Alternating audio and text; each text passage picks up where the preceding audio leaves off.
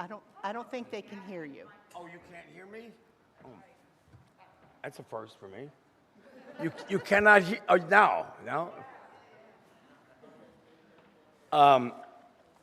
I gave, looking to the people, churches are plagued with who's going to do the work. And I thought maybe you might be interested in a story about 4 people. Everybody, where is the person with that? There you go. Somebody. Anybody? Oh, I'll be anybody. And nobody. There you go. There was an important job to be done. And everybody was sure that somebody would do it. Anybody could have done it, but nobody did it. Somebody got angry about that because it was everybody's job. Everybody thought anybody could do it. But nobody realized that everybody wouldn't do it. It ended up that everybody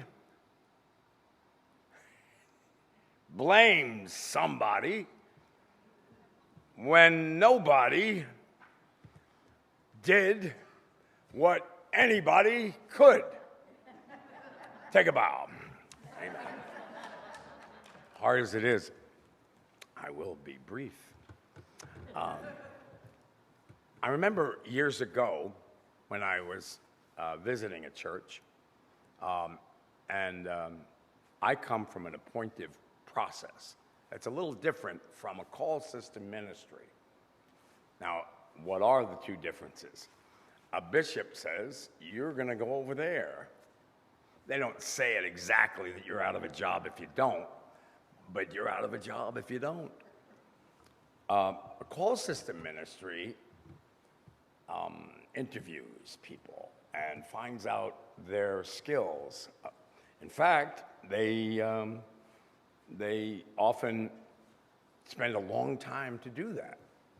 Well, when I went to this one church, they had pretty much beaten up the minister pretty badly and verbally, and the spirit between the minister and those folks was not good. So I went to the one person and visited them, and she said, I'm so glad that we don't have that minister anymore. You are? Yeah. She said, did you know that he didn't even know where the Beatitudes were in the Bible? Can you imagine that? I said, that's outrageous. Then when I got home, I looked it up. We are people of constant nobility. Atmospheric changes, change of life changes. I've read about that, I haven't, all kinds of different changes occur. And yet, we find sustenance in that which is stable. And so what I'd like to share with you today is just the aspect of no matter what you have, imagine if you didn't have it. Imagine if you were in a different realm. Imagine if you met new people all the time and your life became enriched by it. Most people prefer to keep things as they are, and they resist change just for the sake of change. That's what I found in my ministry.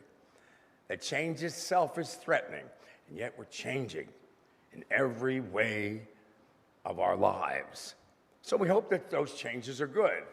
Now, I am sure I'm headed for something I've never done before, which is go to a driving course to get points off my license. I'm sure I'm going to do that. At least the officer advised me to do that. He said after two, well, anyway. And so I would ask that when you're thinking about your journey, that you affirm it, that you make room for the unexpected and the unanticipated, because that is growth, and that is a very positive thing. And I think that's something to embrace rather than to resist. I must say, it's really good to see you. You don't know very much about me, but I come to you after. Keep talking. Oh, after experiencing trouble. Oh, I was in big trouble. I faced a major life crisis. It wasn't exactly a crisis, but it was something new. And I was troubled by it. And it was coming for a long time, but I ignored it. I denied it. And I just plain couldn't see it until I had no choice but to deal with it. For you see, I couldn't see. To be more accurate, I couldn't see clearly. For years, I struggled for what was right before my face. Oh, it was here and out there, but I couldn't really see. It was a blur. And my carefully printed sermons were becoming nothing but smudges on the paper. Now, I tried to change the color of the paper. Maybe that would do it. Nope. Maybe doing what would be easier on the eyes. I tried to enlarge the type, believing maybe that bigger would be better. And I removed the glasses. Nothing worked. But the truth was simple. I'd reached a milestone in my life. I needed bifocals. So I went to the eye doctor, and I stand before you proudly, wearing my first pair of certified Verilux lenses. It's really good to see you.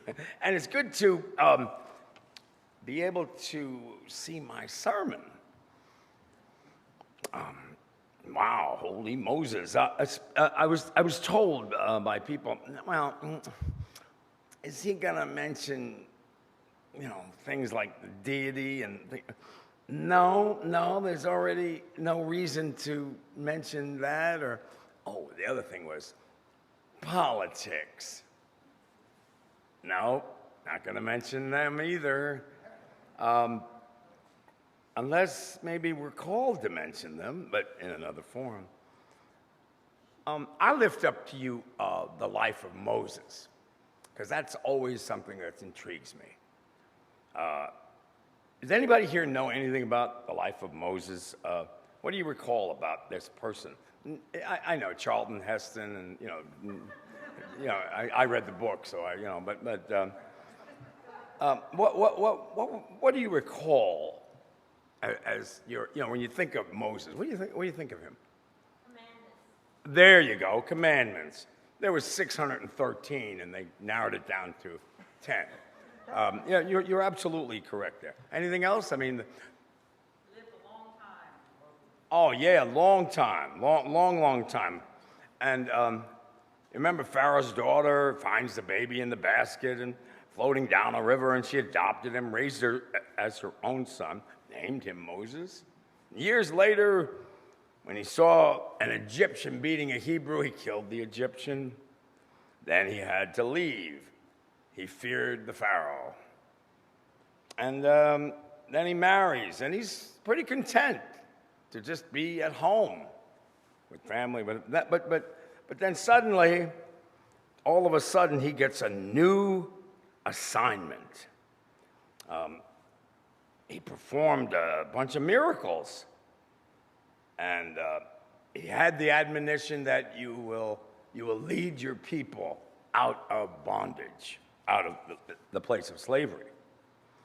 Well, then he turned a staff into a snake, and he turned a snake back into a staff. And and proclaimed plagues. You know, lots of them. There were frogs and gnats and flies and pestilence and festering boils. And, well, it went on and on.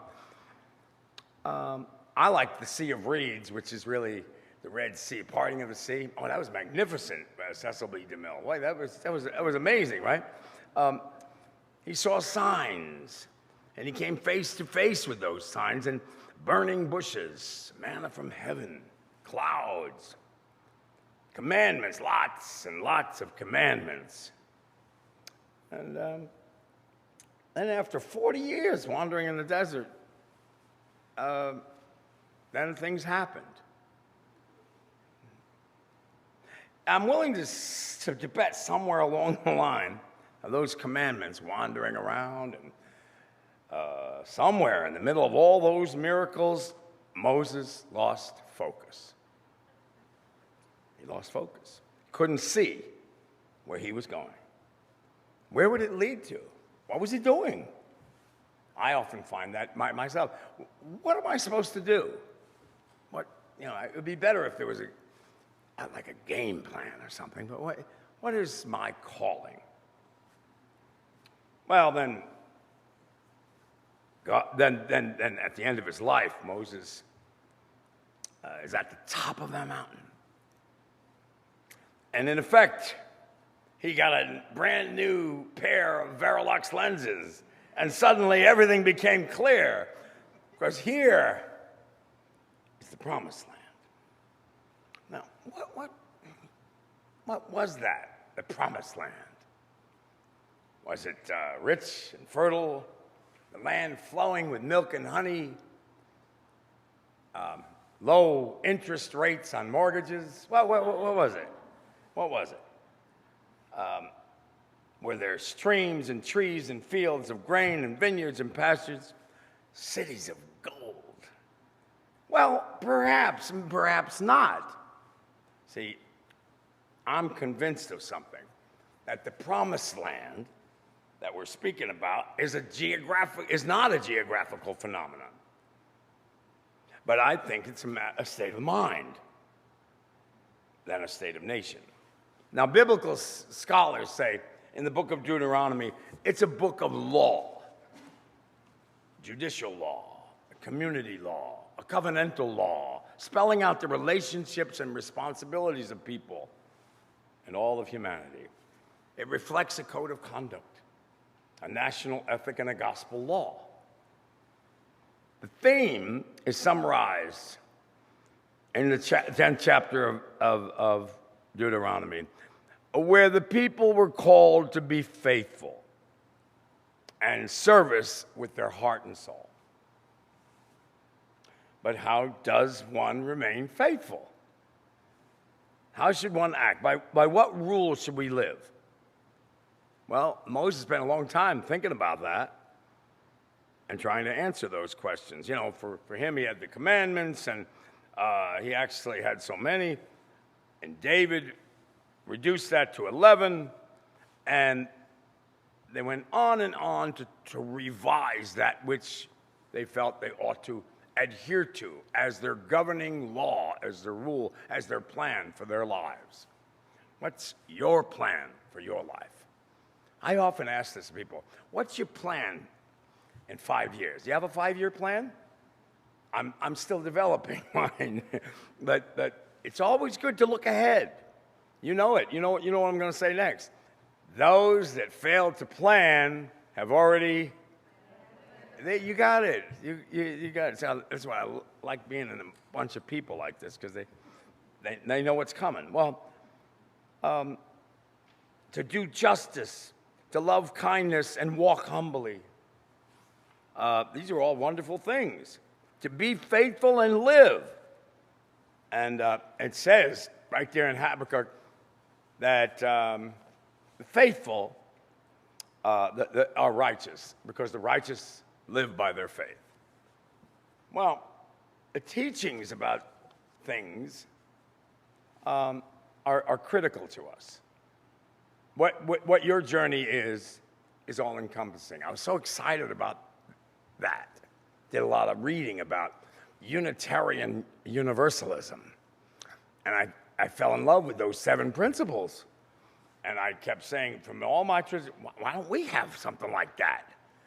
It really moved me. So I ask you today, what does the promised land look like to you? The heart and soul of it, it's where love is, and where neighbors are loved as self. What does that mean? Well, there's a challenge. I think first, we must love unconditionally. And if we love unconditionally, must we also not love others unconditionally? If we take out a mirror and look into it, we'll see precious, precious people that we love. It's us. We'll see ourselves. Do we love ourselves? Do we honor and respect and value the very special gifts that we have? Do we treat ourselves with kindness and equanimity and acceptance? Now I'm going to ask you to do something that you may or may not want to do. Look at each other, the person next to you. Just look at them. Are you? Yeah, you see, it's hard for you to do that. Now, as you're looking at them, look at the faces of the community of faith that's here. Each time our eyes focus on another person, we are focusing on somebody very special. Our eyes are resting on other beloved people. Do we not honor and respect and value the very special gifts that they have? Do we treat them with kindness and equanimity and acceptance? This, I believe, is what the promised land is all about. And we can see that as Moses saw it from his mountaintop lens. This is the promised land that we seek. Well, we have to be honest. I think if I were to categorize all that I read about Unitarian Universalism, it's that they're really honest. They're painfully honest. I mean, it's good, because there's something puzzling me about today's thought. See, Moses was faithful. At least that's what the book says. And I try to be. I'm sure you try to be. For when we're told to do this and that, and we try to do it, we try to do this and that, and we are sorry when we don't do this and that. The question for me was, he gets all the way to the top. He looks over, but he doesn't go to the promised land. He doesn't get in. Why? Why could he only see with his eyes, but not cross over? Well, somewhere along the line, tradition has it, he sinned. Well, I can identify with some of that. Somewhere along the line, he goofed. He was not a good enough leader, and the people didn't have enough faith. And others say he sinned, the way he gathered the water in the particular sources. And, well, it just doesn't make sense to me. That's why I'll tell you, and you'll just keep it as our secret. Yeah, right. I don't believe in many of the stories of the Bible. I don't think they really actually happened. But I do think they serve as a guide for me. Like, what was the reason for that? Why is that in there? What am I supposed to take away from that? I mean, some of it is really like preposterous. The stories that I read, like, it's really hard to believe that could actually have happened. But it's certainly in there for some kind of positive reason that I can take away from it. But this story doesn't make sense to me. I can't imagine, all those years, all the rest of the people that he pulled out of Egypt, they didn't sin. There was nothing they did. All those years, just Moses. Well, I guess that's a difficulty. They were allowed to cross over. Why not Moses? Well, I think it lies in how we view the promised land, our own promised land. Now, if I'm correct, and the promised land is a state of mind and not just a geographical phenomena, an attitude of respect and compassion dedicated to justice, then we are still working to achieve it. Moses couldn't have crossed that river. We're still working on building the bridge. So what about this story? What did he see? It points to the future, I think. I think Moses saw what we can and could become. I think it was about the fruits of labor. He wasn't denied a chance to be in the promised land. He was instead granted a glimpse of what we're called to do, to look forward to. This is what faithful is to me. But, you know, we're still not there. We're not there yet. We live in a world of inequality, of inequity, and insensitivity. We strive for a world of equality, equity, and sensitivity. These are the most cherished values that we have.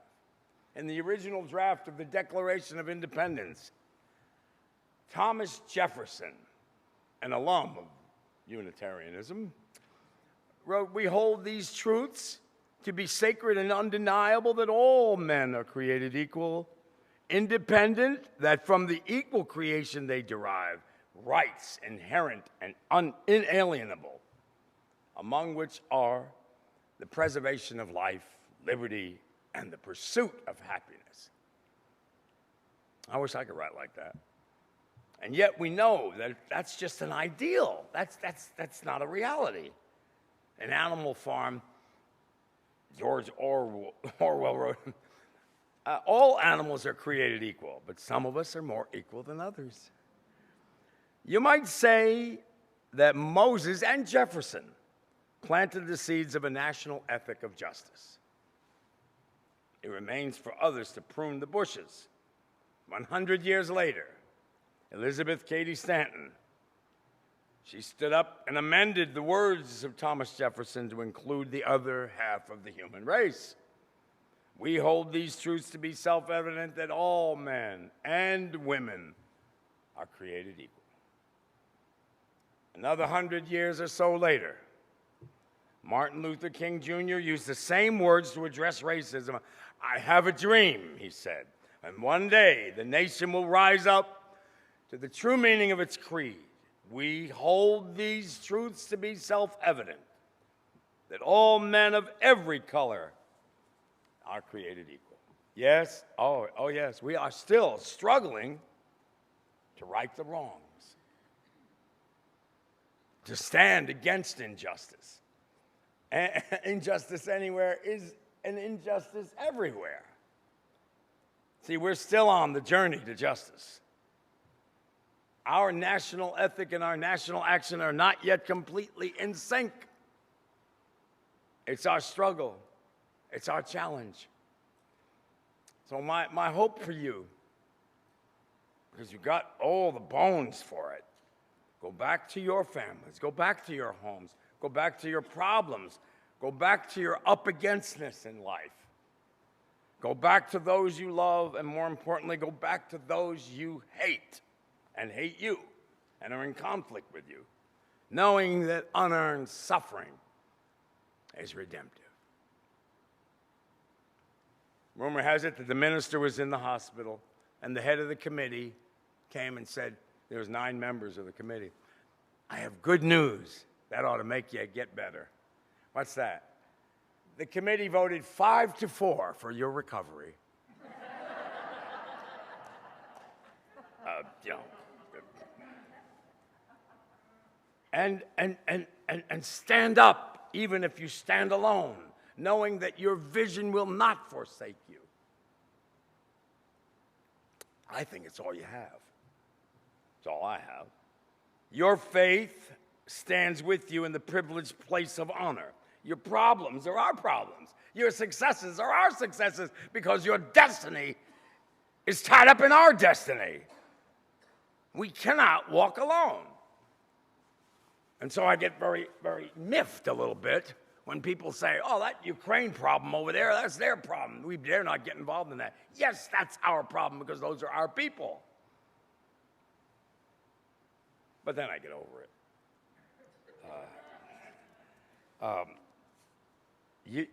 Your faith and your ethic will stand with you. And in another speech, Dr. King wrote, I don't know what will happen now. We got some difficult days ahead, but it really doesn't matter with me because I've been to the mountaintop. And I don't mind. Like anybody, I'd like to live a long life. Longevity has its place. But I'm not concerned about that now. I've been allowed to go up to the mountain, and I've looked over, and I've seen the promised land. I may not get there with you, but I want you to know tonight that we as a people will get to the promised land. And I'm happy tonight, and I'm not worried about anything, and I'm not fearing any man. Proceed to the root. I'll try.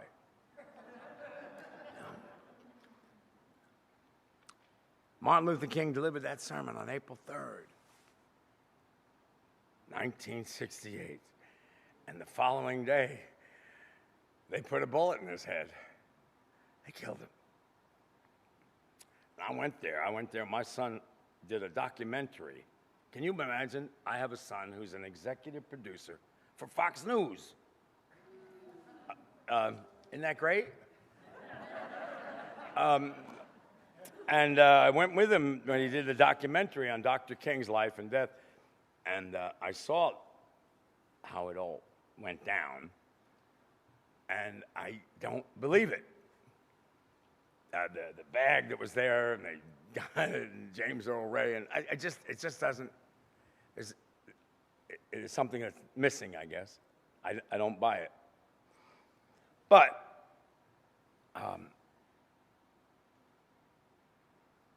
you and I might not have been to the mountaintop, but can you see through the mountaintop lens? With the eyes of faith, can you see a land where you and I, our neighbors and our world and our universe, they're all loved and valued? If you have nothing else that you project, I pray you project that. That you are the Unitarian, Universalist Church, the cosmos. It says there's a better way. We don't have to live the way we are living. And that imagine the end of racism, the end of ageism and classism and heterosexism and all those isms that divide us. We may not get there. And we probably will not. And let's be serious. We're not going to get there, not in our lifetimes. But will we join all the prophets, our forefathers and mothers, our national heroes, like Dr. King and so many others? Can we and will we join the march and continue the journey and keep the faith? While your vision is clear, let the work appear to us and let glory appear to our children. Your vision from the mountaintop. Together, we struggle together. We pray together. We love together. We'll stand up for freedom together. And from there, we don't know the possibilities. Now, I don't know if J. Edgar Hoover had anything to do with Martin Luther King's passing. I don't know.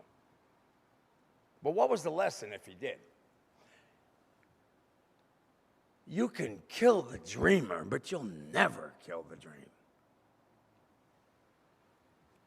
And so I thank you for this opportunity.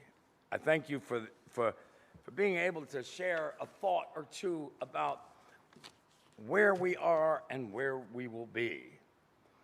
You know, he said, when we let these things happen and let freedom to ring in every village and every hamlet, from every city and every state, we will be able to speed up that day when all of God's children, black children and white children and Jews and Gentiles, Protestants, Catholics, pro-choice people, homosexuals and heterosexuals and right-wing conservatives and left-wing liberals, Republicans and Democrats, Hindus, Muslims, Buddhists, poor people and rich people, the upper class and the disadvantaged, marginalized in our society. Yes, all of God's children standing arm in arm in the warm threshold of the palace of justice, where they sang, "Free at last, free at last. Thank God Almighty, I'm free at last."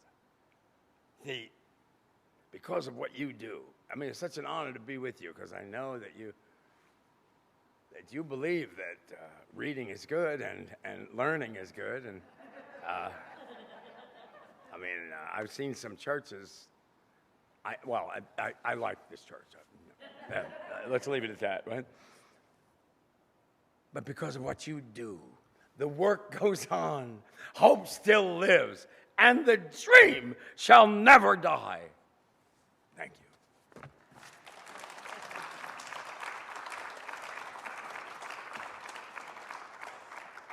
Once was asked, is there anything worse than being blind? She thought about it and said, yes, there is something worse than being blind. Having eyesight with no vision.